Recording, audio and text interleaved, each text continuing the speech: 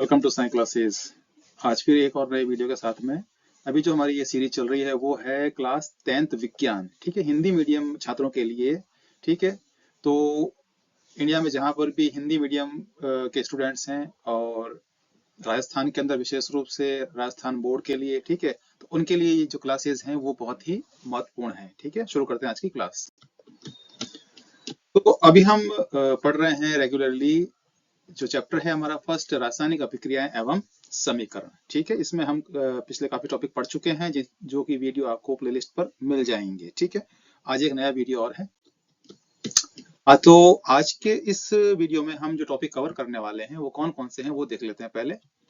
ऑक्सीकरण अभिक्रिया या उपचयन अभिक्रिया, अपचयन अभिक्रिया, रिडॉक्स अभिक्रिया, ऑक्सीकारक और अपचायक पदार्थ, और इन टॉपिक पर परीक्षा में किस प्रकार के प्रश्न पूछे जा सकते हैं उनको हम डिस्कस करने वाले हैं। ठीक है, तो चलिए शुरू करते हैं। सबसे पहले है ऑक्सीकरण अभिक्रिया या उपचयन अभिक्रिया। ठीक है, इसको हम जो है ऑक्सीडेशन अभिक्रिया भी कहते हैं। ठीक है ना, इसको ऑक्सीडेशन अभिक्रिया भी कहते हैं। वह रासायनिक अभिक्रिया जिसमें किसी पदार्थ में ऑक्सीजन जुड़ती है, यानी ऑक्सीजन का संयोग होता है। ठीक है, मान लीजिए कोई एक पदार्थ है, पदार्थ XYZ कोई भी मान सकते हैं, उसमें अगर ऑक्सीजन जुड़ जाती है, ठीक है, तो वो ऑक्सीकरण अभिक्रिया होती है। या ठीक है, किसी पदार्थ में से हाइड्रोजन पृथक होती है, यानी हाइड्रोजन अलग हो जाती है, तो भी उसे हम ऑक्सीकरण अभिक्रिया कहते हैं।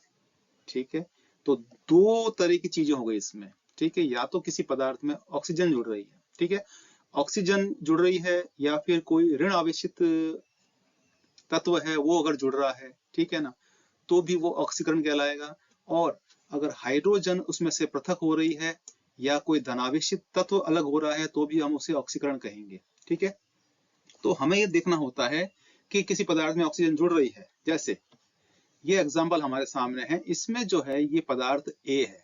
ठीक है, इस पदार्थ ए में ऑक्सीजन जुड़ रही है, प्लस है, ऑक्सीजन जुड़ रही है, और ये क्या बन गया, AO2 बन गया।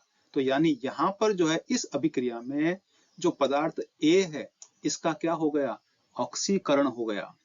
क्यों हो गया, क्योंकि ऑक्सीजन इसमें जुड़ रही है। ठीक है, ऑक्सीजन के स्थान पर मान लीजिए कोई ऋण आवेशित तत्व, मान लीजिए जैसे कि Cl होता, क्लोरीन, ठीक है ना, या कोई अन्य और ऋण आवेशित तत्व यहाँ लिखा होता, कहां पर, ऑक्सीजन के स्थान पर, तो भी हम उसे ऑक्सीकरण अभिक्रिया ही कहेंगे। ठीक है, बात समझ में आ रही है। तो ऑक्सीजन पदार्थ ए में जुड़ी है, उससे AO2 बना है, इसका मतलब इस अभिक्रिया में ए का ऑक्सीकरण हुआ है। ठीक है, तो अब जो इसका दूसरा भाग है, किसी पदार्थ में से हाइड्रोजन पृथक होती है। ठीक है, देखिए जैसे ये पदार्थ है H2B। ठीक है, अभिक्रिया जब होगी तो B अलग हो गया और हाइड्रोजन अलग हो गई, यानी B में से हाइड्रोजन अलग हो गई। तो इसका मतलब ये हुआ कि जो B है, ठीक है ना, वो क्या हो गया, ऑक्सीकृत हो चुका है, क्योंकि उसमें से हाइड्रोजन अलग हो गई है, हाइड्रोजन उसमें से अलग हो गई है। हो सकता है कि हाइड्रोजन ना लिखी हो, इसकी जगह पर कोई धनावेशित तत्व, ठीक है ना, फॉर एग्जाम्पल जैसे मान लीजिए Fe है, या एल्यूमिनियम है, Al है, कोई भी ऐसे धनावेशित तत्व अगर लिखे होते, हाइड्रोजन नहीं होती, और वो भी अगर पृथक होते तो भी हम उसे ऑक्सीकरण कहेंगे। ठीक है ना, तो दो बातें हमें ध्यान रखनी है, अगर ऑक्सीजन जुड़ती है तो भी ऑक्सीकरण है, और हाइड्रोजन अलग होती है तो भी वो ऑक्सीकरण है। ठीक है, बात समझ में आ गई होगी आपको। आगे बढ़ते हैं।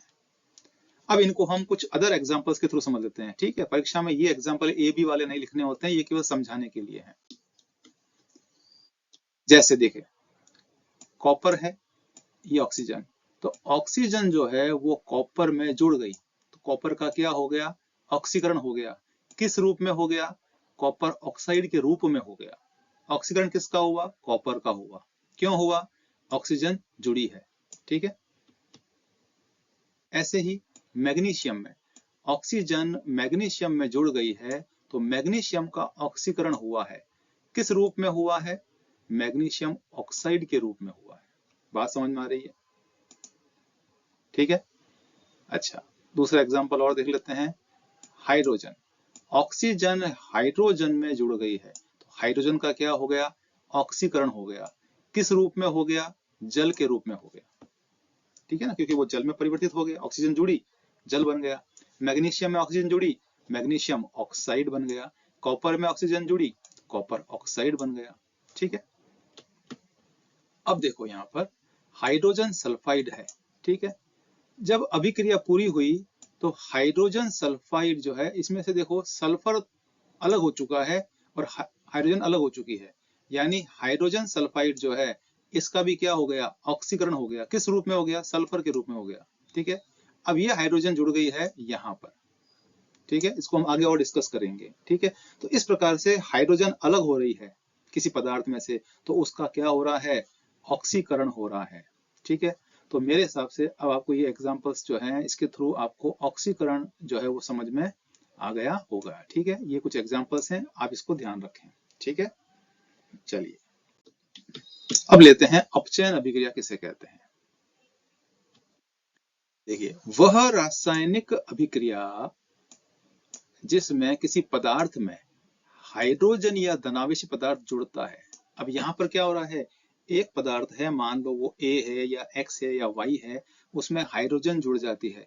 अगर हाइड्रोजन ना भी हो तो धनावेशित पदार्थ जुड़ जाता है, तो इसका मतलब उस पदार्थ का अपचयन हो गया। ठीक है। इसके अलावा या किसी पदार्थ में से ऑक्सीजन अलग हो जाती है, या ऋण आवेशित कोई तत्व है वो भी पृथक यानी अलग हो जाता है, तो भी हम उसे अपचयन कहेंगे। यानी अब आप ये यहाँ देख रहे होंगे कि जो अपचयन अभिक्रिया है वो वास्तव में ऑक्सीकरण की बिल्कुल विपरीत है, ऑपोजिट अभिक्रिया है। अगर आपने ऑक्सीकरण अभिक्रिया की परिभाषा को याद कर लिया तो आप उसकी उल्टी अभिक्रिया लिख सकते हैं, यानी अपचयन अभिक्रिया बन सकती है। ठीक है। ऑक्सीकरण में ऑक्सीजन जुड़ती है तो अपचयन में ऑक्सीजन अलग होती है। ऑक्सीकरण अभिक्रिया जो होती है उसमें हाइड्रोजन अलग होती है, लेकिन अपचयन में हाइड्रोजन जुड़ती है। ठीक है। एक अभिक्रिया को याद कर लो, दूसरी आपको आसानी से याद हो जाएगी। ठीक है। नहीं समझ में आता है, वापिस बैक जाकर के वीडियो को देख सकते हैं। ठीक है। एग्जाम्पल के थ्रू समझते हैं। अब देखिए, यहाँ पर देखो पदार्थ ए है, हाइड्रोजन इसमें प्लस हो रही है, जुड़ रही है, और H2A बन गया, H2A बन गया, यानी यहाँ पर ए का अपचयन हुआ है। किसका अपचयन हुआ है? ए का अपचयन हुआ है, क्योंकि हाइड्रोजन जुड़ी है, हाइड्रोजन का संयोग हुआ है। हाइड्रोजन ना भी होती तो यहाँ पर कोई अन्य धनावेशित तत्व हो सकता था। ठीक है। तो भी ए का अपचयन माना जाता। अब इस अभिक्रिया में देखते हैं BO2 है। अभिक्रिया जब कंप्लीट होती है, पूरी होती है, तो बी अलग हो गया, ऑक्सीजन अलग हो गई, यानी BO2 में से ऑक्सीजन अलग हो चुका है और ये केवल बी बचा रह गया, यानी BO2 जो था उसका अपचयन हो गया है। ठीक है ना। किसमें? बी में। वो बी के रूप में परिवर्तित हो गया क्योंकि ऑक्सीजन उसमें से अलग हो गई। अब इसको हम दूसरे रासायनिक अभिक्रिया द्वारा समझ लेते हैं। अब देख लेते हैं अपन अपचयन अभिक्रिया के उदाहरण। देखिए, यहाँ पर नाइट्रोजन है, यह है हाइड्रोजन। हाइड्रोजन नाइट्रोजन में जुड़ रही है और क्या बन जाता है? अमोनिया। तो यानी नाइट्रोजन का क्या हो गया? अपचयन अभिक्रिया जो है, सॉरी, अपचयन हो गया। यानी ये पूरी अभिक्रिया कैसी है? अपचयन अभिक्रिया है। ठीक है। यहाँ देखते हैं मैग्नीशियम ऑक्साइड है। जब अभिक्रिया पूरी हुई तो मैग्नीशियम ऑक्साइड मैग्नीशियम में परिवर्तित हो गया है, यानी कि ऑक्सीजन उसमें से अलग हो गई है। तो ये भी क्या हुआ? अपचयन हुआ, यानी मैग्नीशियम ऑक्साइड का अपचयन हो गया। किस रूप में हो गया? मैग्नीशियम के रूप में हो गया, ऑक्सीजन उसमें से अलग हो गई है। ठीक है। यहां देखते हैं हाइड्रोजन ऑक्सीजन में जुड़ रही है और जल का निर्माण हुआ, तो ऑक्सीजन का अपचयन हो गया। किसका अपचयन हो गया? ऑक्सीजन का अपचयन हो गया। यहाँ पे देखें जिंक ऑक्साइड है। अभिक्रिया जब पूरी हुई तो जिंक ऑक्साइड केवल जिंक के रूप में बचा, तो जिंक ऑक्साइड का तो हो गया अपचयन क्योंकि ऑक्सीजन अलग हो गई है। ठीक है ना, ऑक्सीजन इसमें अलग हो गई है। तो इस प्रकार से ये कुछ अपचयन अभिक्रियाओं के एग्जाम्पल्स हैं। ठीक है। समझ में आ गया होगा आपको। नहीं समझ में आता है तो आप जरूर जरूर कमेंट करिए। अब हम इसमें ले रहे हैं रिडॉक्स अभिक्रिया। रिडॉक्स अभिक्रिया इंपॉर्टेंट है टॉपिक, ठीक है। रिडॉक्स जो है स्पेलिंग इसकी है रिडॉक्स, REDOX। इसमें RED जो वर्ड है ना, वो रिडक्शन के लिए है। किसके लिए है? रिडक्शन के लिए, जिसका अर्थ हिंदी में होता है अपचयन। क्या होता है? अपचयन, ठीक है। और ऑक्स जो है वो ऑक्सीडेशन के लिए है, जिसका अर्थ होता है ऑक्सीकरण। क्या होता है? ऑक्सीकरण, ठीक है। तो यानी कि रिडॉक्स अभिक्रिया में रिडक्शन यानी अपचयन भी है और ऑक्सीडेशन यानी कि ऑक्सीकरण भी है। देखिए, वह रासायनिक अभिक्रिया जिसमें एक पदार्थ का ऑक्सीकरण होता है और दूसरे पदार्थ का अपचयन होता है, इसे रिडॉक्स अभिक्रिया कहते हैं। यानी कि एक ही अभिक्रिया है तो एक पदार्थ का तो हो रहा है ऑक्सीकरण और दूसरे का हो रहा है अपचयन। ऐसी अभिक्रिया को हम रिडॉक्स अभिक्रिया कहते हैं, ठीक है। तो इसका अर्थ ये हुआ कि ऑक्सीकरण और अपचयन दोनों अभिक्रियाएं एक साथ होती हैं। अभी पहले हमने क्या पढ़ा? ऑक्सीकरण को अलग पढ़ा, अपचयन को अलग पढ़ा। लेकिन वास्तविकता ये है कि ये दोनों अभिक्रियाएं कभी भी अलग अलग नहीं होती हैं। दोनों अभिक्रियाएं साथ होंगी, क्योंकि एक पदार्थ का अगर ऑक्सीकरण होगा तो दूसरे का अपचयन जरूर जरूर होगा, ये निश्चित है, ठीक है। अब देखिए, अब हम जो है रिडॉक्स अभिक्रिया को समझ लेते हैं कैसी होती है। जैसे फर्स्ट एग्जाम्पल हमारे सामने है। यहाँ पर देखो, इस अभिक्रिया में एक तत्व है मैग्नीशियम जो कि धनावेशित है और एक है ऑक्सीजन, ठीक है। ऑक्सीजन मैग्नीशियम में जुड़ रही है, ठीक। तो क्या मैग्नीशियम ऑक्सीजन में जुड़ रहा है? हाँ, जुड़ रहा है। दोनों ही तो आपस में जुड़ रहे हैं। तो अब देखो, यहाँ पर मैग्नीशियम का तो हो गया है ऑक्सीकरण और ऑक्सीजन का हो गया है अपचयन, ठीक है। ऑक्सीजन जुड़ी मैग्नीशियम में, मैग्नीशियम का हुआ ऑक्सीकरण। अब मैग्नीशियम एक धनावेशित तत्व है, मैग्नीशियम जुड़ा ऑक्सीजन में, तो ऑक्सीजन का हुआ अपचयन और क्या बन गया? Magnesium oxide. तो ये क्या हो गई? रिडॉक्स अभिक्रिया हो गई। H2O, ठीक है। हाइड्रोजन सॉरी ऑक्सीजन जुड़ी हाइड्रोजन में, तो हाइड्रोजन का हो गया ऑक्सीकरण। और इसी प्रकार से हाइड्रोजन जुड़ी ऑक्सीजन में, तो ऑक्सीजन का हो गया अपचयन। दोनों साथ साथ हो रहे हैं, एक का ऑक्सीकरण हो रहा है, दूसरे का अपचयन हो रहा है, ठीक है। जल बन गया, ओके। अब देखते हैं जिंक ऑक्साइड है, तो जिंक ऑक्साइड जो है वो जिंक में परिवर्तित हो गया, यानी जिंक ऑक्साइड का हो गया अपचयन, क्योंकि ऑक्सीजन अलग हो गई, केवल जिंक बचा। ये ऑक्सीजन कहाँ गई? कार्बन में जुड़ी है और कार्बन बन गया है कार्बन मोनोऑक्साइड। तो कार्बन का क्या हो गया? ऑक्सीकरण। जिंक ऑक्साइड का अपचयन हुआ, कार्बन का ऑक्सीकरण हुआ, यानी ये साथ साथ अभिक्रिया हो रही है ना, ठीक है। तो इस प्रकार से हमेशा ऑक्सीकरण और अपचयन साथ साथ ही होते हैं। अब देखिए, कॉपर में जुड़ गई है ऑक्सीजन, तो कॉपर का तो हो गया ऑक्सीकरण, कॉपर जुड़ा ऑक्सीजन में, तो ऑक्सीजन का हो गया अपचयन।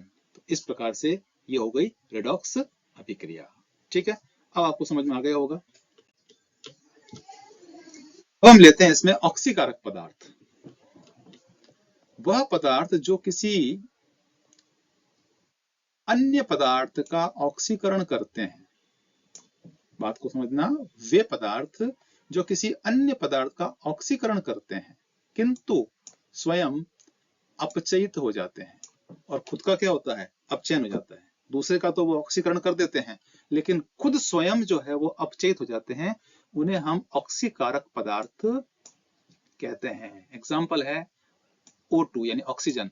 ऑक्सीजन एक ऑक्सीकारक पदार्थ है, लेकिन जब ये किसी का ऑक्सीकरण करेगी तो इसका खुद का क्या हो जाएगा? अपचयन हो जाएगा। ऐसा ही कोई अन्य ऋणावेशित तत्व है, मान लो कोई भी क्लोरीन है या ब्रोमीन है या आयोडीन है, कोई भी ऐसे तत्व हैं, वो भी ऑक्सीकारक पदार्थ कहलाते हैं, ठीक है।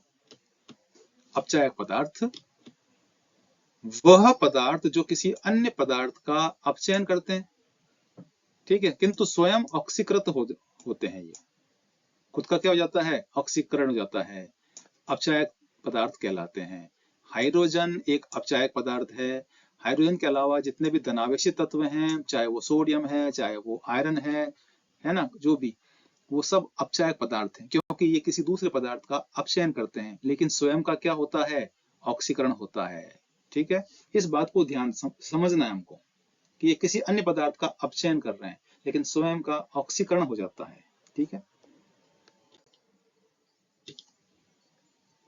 अब देखिए इस पर जो है राजस्थान बोर्ड में 2023 में जो प्रश्न पूछा गया, ये अभिक्रिया पूछी गई। ठीक है, प्रश्न क्या था, उपरोक्त अभिक्रिया में अपचयित होने वाले अभिकारक का नाम लिखो। अभिकारक कौन से होते हैं, जो ये तीर का निशान है, लेफ्ट हैंड साइड जो होती है, ये लेफ्ट हैंड साइड है, यहां पर ये और ये अभिकारक है।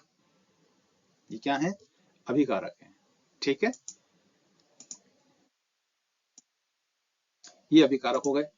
इनमें से हमको बताना है किसका अपचयन हुआ। तो देखो ये है कॉपर ऑक्साइड। ठीक है, कॉपर ऑक्साइड अभिक्रिया होने पर कॉपर के रूप में बचा केवल, यानी कि जो ये ऑक्सीजन है वो पृथक हो गई, किस में से, कॉपर ऑक्साइड में से ऑक्सीजन निकल गई, तो यानी कॉपर ऑक्साइड जो अभिकारक है उसका क्या हो गया है, अपचयन। प्रश्न समझना, उपरोक्त अभिक्रिया में अपचयित होने वाले अभिकारक का नाम लिखो। तो दो अभिकारक हैं, एक तो कॉपर ऑक्साइड है और एक हाइड्रोजन है। तो हाइड्रोजन में तो ऑक्सीजन जुड़ी है, जब तो ये जल बना। ठीक है, तो हाइड्रोजन का तो ऑक्सीकरण हुआ है, अपचयन तो नहीं हुआ। अपचयन किसका हुआ, कॉपर ऑक्साइड का हुआ। तो ये हमारा आंसर रहेगा। ठीक है, तो इस तरीके से बहुत ही सरल प्रश्न पूछे जाते हैं। फिर भी अगर कोई आपको डाउट रह जाता है तो आप जरूर जरूर कमेंट करिए, तो नेक्स्ट वीडियो में उस जो भी प्रॉब्लम्स होगी उसको जरूर जरूर सॉल्व करेंगे। ओके, तो इस टॉपिक पर जो प्रश्न एग्जाम में पूछे जा सकते हैं, ऑक्सीकरण अभिक्रिया किसे कहते हैं, एक उदाहरण दीजिए। अपचयन अभिक्रिया किसे कहते हैं, एक उदाहरण दीजिए। रेडॉक्स अभिक्रिया किसे कहते हैं, एक उदाहरण दीजिए, यानी परिभाषा बतानी है आपको। ठीक है, और कोई एक एग्जाम्पल लिखना, यानी आपको रासायनिक समीकरण लिखना है। निम्न अभिक्रिया में किसका ऑक्सीकरण और अपचयन हुआ है। ठीक है, ये अभिक्रिया है, आपको बताना है कि किसका ऑक्सीकरण हुआ है, किसका अपचयन हुआ है। ऑक्सीकारक पदार्थ किसे कहते हैं और अपचायक पदार्थ किसे कहते हैं। ठीक है, तो इन प्रश्नों को आप तैयार कीजिए। चैनल पर आप जाइए, वहां पर आपको अलग अलग प्लेलिस्ट मिलेंगी, इंग्लिश मीडियम से रिलेटेड भी हैं और हिंदी मीडियम की भी हैं। जो भी आपके लिए यूजफुल हो उनको आप जरूर जरूर देखिए। ठीक है, और कोई भी डाउट हो तो कमेंट बॉक्स में जरूर कमेंट करिए। अगर आपको वीडियो अच्छा लगता है, आप चैनल को लाइक कीजिए, शेयर कीजिए और सब्सक्राइब भी कीजिए। Sai classes by Naveen Saxena and Hamika Saxena. मिलते हैं अब अगले वीडियो में।